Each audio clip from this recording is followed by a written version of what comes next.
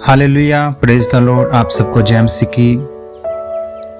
आज हम परमेश्वर के वचन से हम सीखेंगे कि उस समय जो परमेश्वर पर विश्वास रखते थे यहूदी कौम, जब उनकी जिंदगियों में बड़ा दुख होता था, सताव में थे, गुलामी में थे, जब उनके ऊपर अत्याचार होता था तो कैसे वो सब मिलकर परमेश्वर को याद करते थे, उपवास के साथ प्रार्थना करते थे परमेश्वर से, कैसे परमेश्वर उन लोगों को छुड़ाता था।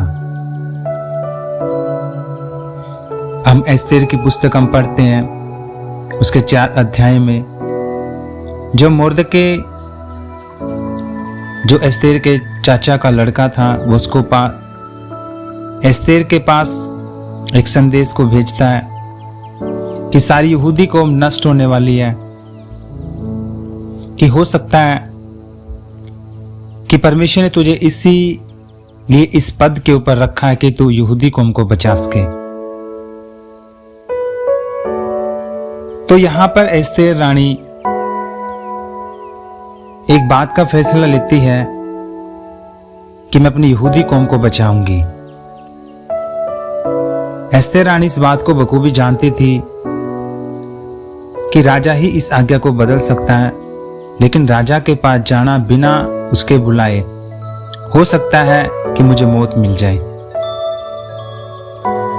एस्तेर रानी वहां पर फैसला लेती है कि ठीक है, मैं जाऊंगी राजा के पास। तो सबसे पहले क्या करती है, अपने परमेश्वर को याद करती है। वो 3 दिन के उपवास, दिन रात के, वो सब यहूदियों को हमको बोलती है कि वो उपवास करे, मेरे निमित्त उपवास करे। ये बात मुर्दके एस्तेर रानी की बात को मान लेता। पूरी यहूदी कौम के अंदर इस बात का प्रचार किया जाता है कि सारे यहूदी कौम एस्तेर रानी के विषय में उपवास करे, परमेश्वर को स्मरण करे, दिन रात ना कुछ खाए ना कुछ पिए।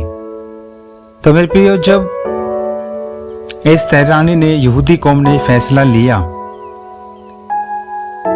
तो बाइबल हमें बताती है कि जब एस्तेर रानी जब राजा के पास गई तो राजा ने उसके साथ कैसा बर्ताव किया। राजा ने उसके साथ दीनता का, नम्रता का व्यवहार किया और अपना राजदंड लेकर जो सोने का उसकी ओर बढ़ाया। और एस्तेर रानी से राजा ने कहा, तू क्या चाहती है कि मैं तुझे आधा राज्य तक देने के लिए तैयार हूं।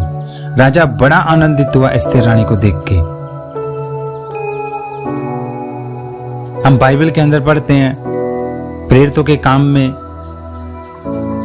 जब पतरस बंदी गृह के अंदर था, कैसे कलीसियां उसके लिए लो लगाकर प्रार्थना वहां पर किए जा रही थी, और परमेश्वर ने अपना दूत भेजकर उसी रात को पतरस को आजाद किया।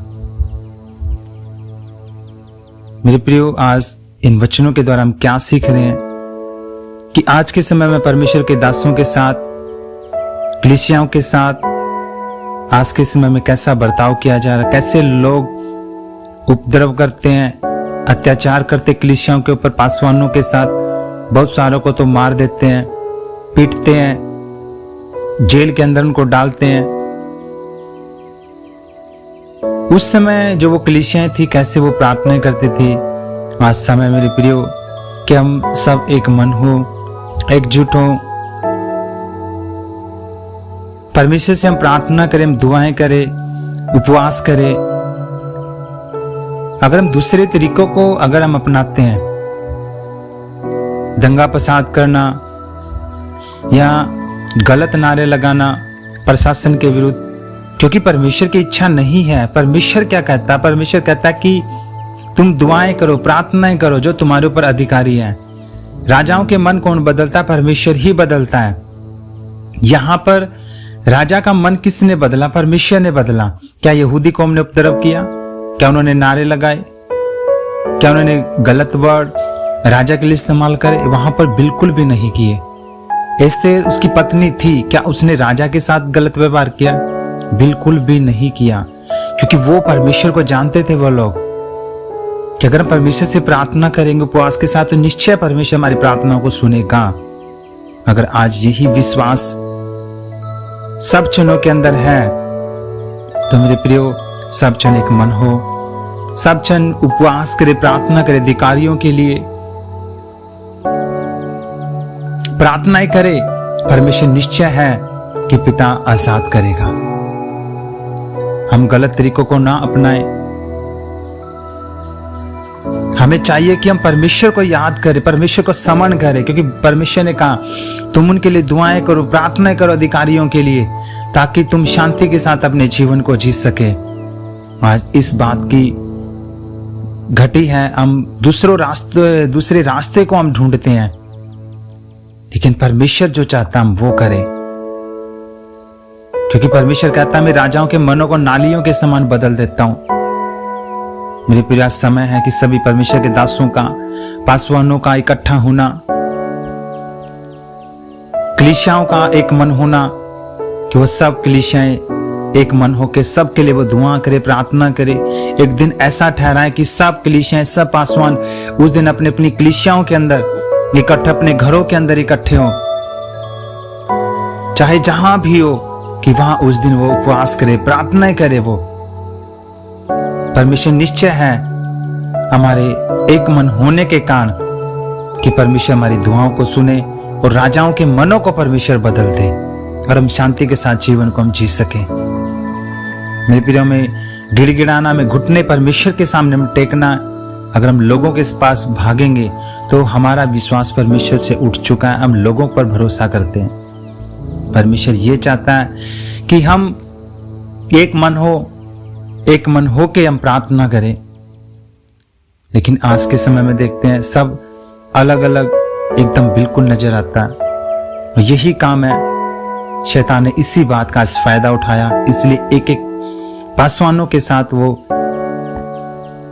ऐसा व्यवहार कर रहा, वो लोगों को पकड़ पकड़ के, लोगों को इस्तेमाल करके उनके साथ गलत व्यवहार वो किया जा रहा। तो आज समय में एकजुटता का, एस्तेर रानी ने एकजुटता, पूरी यहूदी कौम का एकजुट किया, प्रार्थना की, एक मन हुए। वो दंगा फसाद के लिए नहीं, वो प्रार्थना के लिए एकजुट हुए थे। तो परमेश्वर ने बड़े काम किए। कहां वो जाते नाश होने वाली थी और कहां वो जाते ऊंचे पर उठाई गई। आज समय एक डर का माहौल है दुनिया के अंदर, आपके आसपास में डर का माहौल है। कारण क्या? यही है क्योंकि प्रार्थनाएं, एकजुटता ना होना, एक मन ना होना। तो हमें चाहिए कि आज हम एक मन हो, परमेश्वर को स्मरण करें, याद करें, तो निश्चय परमेश्वर भलाई करेगा और लोगों के मनों को परमेश्वर बदलेगा। तो ज़्यादा से ज़्यादा इस वीडियो को शेयर करें। अगर आप नए हैं चैनल पर तो सब्सक्राइब करें। सबको जय मसीह की।